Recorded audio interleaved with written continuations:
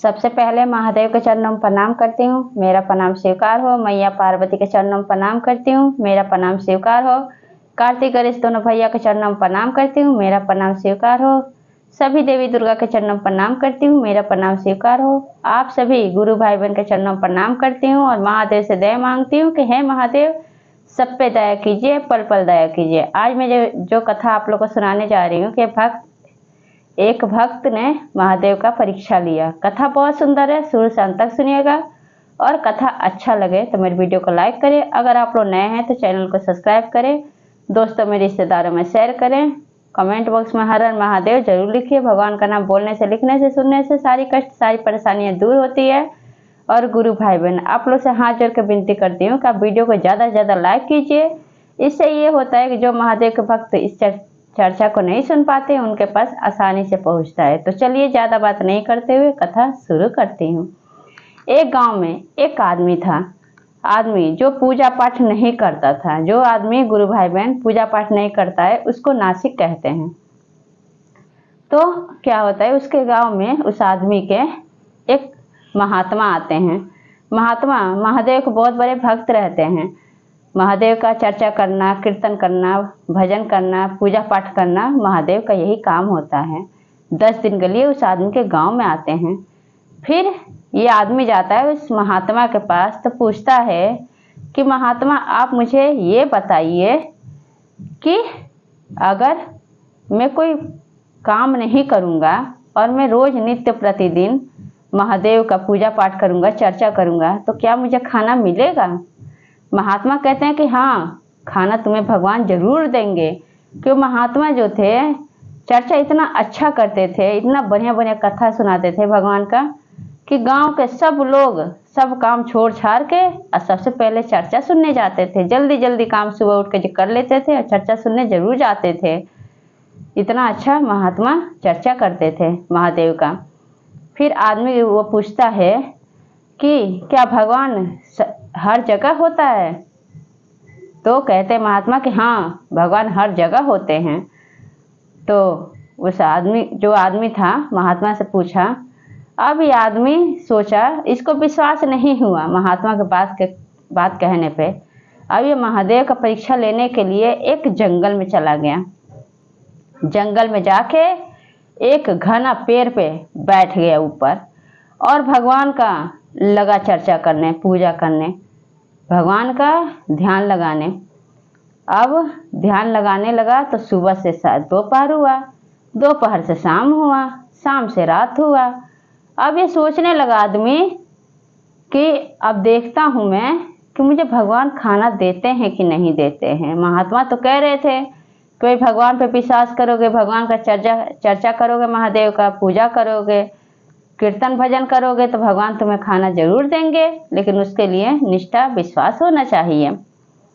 अब ये आदमी फिर ध्यान लगाने लगा महादेव के, फिर चर्चा करने लगा। फिर अगला दिन सुबह हुआ, फिर दोपहर हुआ, फिर शाम हुआ, फिर रात हुआ, फिर अगला दिन, फिर 2 दिन ऐसे बीत गए गुरु भाई बहन। और तीसरे दिन क्या देखता है कि उसको घोड़े की आवाज़ सुनाई देती है।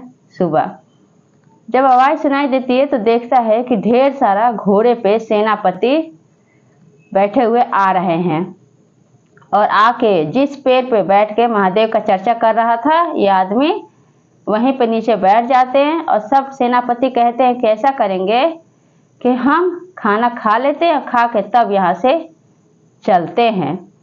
सब सेनापति वहाँ पे घोड़े से उतर के अपना टिफिन खाने वाला खोलने लगते हैं। तब उनका आवाज़ सुनाई देता है कि डाकुओं का झुंड वहाँ से चला आ रहा है। अब आवाज़ सुन के अब ये क्या करते हैं कि जो खाने का डिब्बा है वो छोड़ देते हैं और सब सेनापति और सरदार सब वहाँ से चल देते हैं, भाग जाते हैं डिब्बा छोड़ के।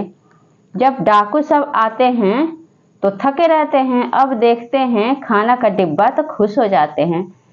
तब डाकू वहीं पे उसी पेड़ के नीचे जिस पे वो आदमी भगवान का चर्चा कर रहा था वहीं पे बैठ जाते हैं और सब कहते हैं कि भगवान आपकी जय हो, आपकी दया से हम लोग को खाना मिल गया। हम लोग को बहुत तेज भूख लगी थी डाकू ऐसे भगवान का नमन करने लगते हैं और जैसे टिफिन खोलते हैं डब्बा खाना का, उसमें से एक डाकू कहता है अपने सरदार से कि सरदार, इसमें जरूर दाल में कुछ काला है।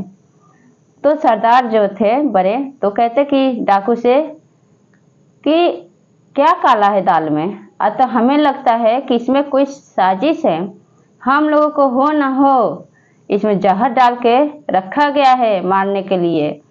तब डाकू का सरदार कहते हैं ऐसा करो, यहीं पे जो आदमी जहर दे के मारने गया होगा इधर ही कहीं होगा, खोजो।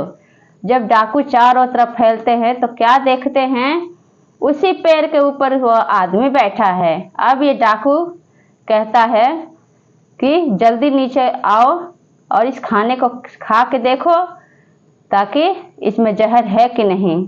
तो कहता है आदमी ऊपर से नीचे डर के मारे उतरता नहीं है, क्योंकि सबके हाथ में तलवार और चक्कू रहता है और चक्कू और तलवार दिखाने लगते हैं। आदमी डर के मारे नहीं उतरता है पेड़ से।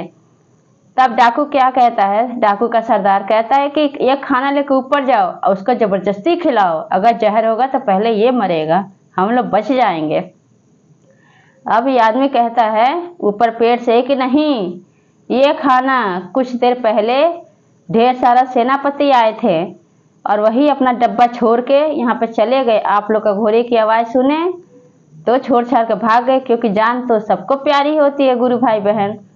तो ये खाना में जहर नहीं है, आप लोग खा सकते हैं। लेकिन डाकू का जो सरदार थे उनको विश्वास नहीं होता है और अपने डाकुओं को ऊपर चढ़ा देते पेड़ पर जबरदस्ती, उस डब्बे से खाना आदमी को खिला देते हैं। जब वो आदमी जबरदस्ती खाना खा लेता है तब आदमी को एहसास होता है अपनी गलती पे। तब कहता है आदमी महादेव को कि हे प्रभु, हमें माफ़ कर दीजिए, आप सच में यहाँ हैं, आप हर जगह हैं, आपकी लीला अपरंपार है। मैं आपका परीक्षा लेना चाहता था कि मैं चलूँ अब महादेव का परीक्षा लूँ कि सच में महादेव हमें नहीं काम करो तब भी खाना हमें दे सकते हैं। तब उस आदमी को अपनी गलती का एहसास होता है और भगवान का, महादेव का शिष्य बन जाता है और महादेव के, महात्मा के रास्ता दिखाने की वजह से, समझाने की वजह से रोज चर्चा भगवान का, महादेव का करने लगता है, महादेव का पूजा पाठ करने लगता है और वो नासिक आदमी फिर महादेव का भक्त बन जाता है और डाकू वहाँ से चले जाते हैं। महादेव डाकू के रूप में अपने दूत को भेजे थे। उस आदमी को भूखा कैसे भगवान देख सकते हैं, जो कि 3 लोक के मालिक है। भगवान कभी अपने ऊपर दोष नहीं लेते, भगवान तो सबकी रक्षा करने वाले हैं, अब वो भी देव के देव महादेव हैं। ये दुनिया का सृष्टि का रचयिता भोलेनाथ हैं, तो कैसे किसी भक्त को दुखी देख सकते हैं और भूखा देख सकते हैं। तो गुरु भाई बहन, ये कथा आप लोग को कैसा लगा कमेंट बॉक्स में ज़रूर बताइए और सब बोलिए हर हर महादेव, मैया पार्वती की जय।